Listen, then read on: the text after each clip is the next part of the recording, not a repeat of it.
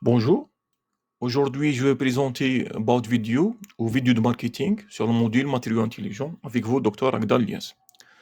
Je commence en fait par les diverses applications des matériaux intelligents. En fait, on peut trouver les matériaux intelligents dans l'aéronautique, l'aérospatiale, dans le biomédical, en fait, à savoir l'IRM, etc. En fait, prothèses dentaires, dans le transport, surtout le transport par ferroviaire, en fait, les freins des wagons, les capteurs, surtout les capteurs infrarouges et même les actionneurs, en fait, dans le robotique.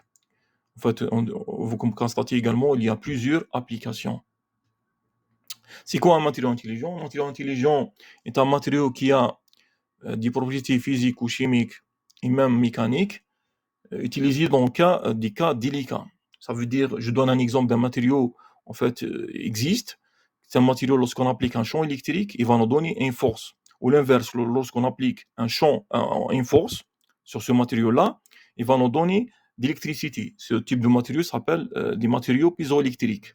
Il y a également des matériaux, en fait, qui se déforment. Il y a des matériaux simples qui se déforment. D'autres matériaux, en fait, simples, en fait, qui se déforment. Il y a des matériaux intelligents, lorsqu'on les déforme, ils retrouvent sa forme initiale, quelles que soient les forces appliquées.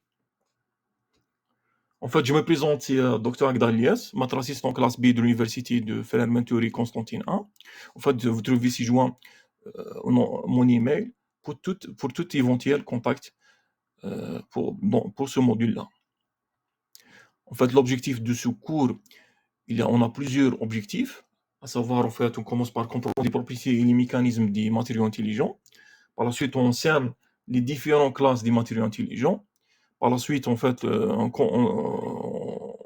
doit connaître les applications actuelles et potentielles des matériaux intelligents. À la fin, en fait, on doit apprendre à évaluer les avantages et les limites des matériaux intelligents.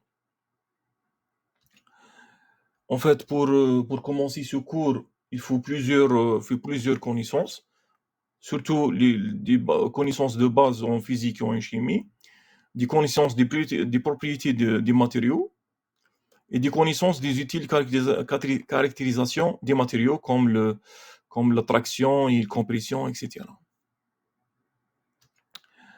En fait, le contenu de ce cours, on a une introduction générale, on va introduire le cours et les matériaux intelligents. Par la suite, on a plusieurs chapitres, 3 chapitres.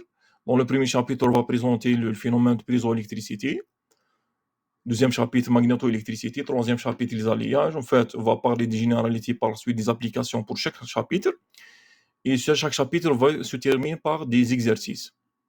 En fait, lorsque vous finalisez tous les chapitres, il y a un examen final pour le passage. Sinon, vous devez refaire tout le cours afin d'avoir une note de passe. Donc, merci pour votre attention.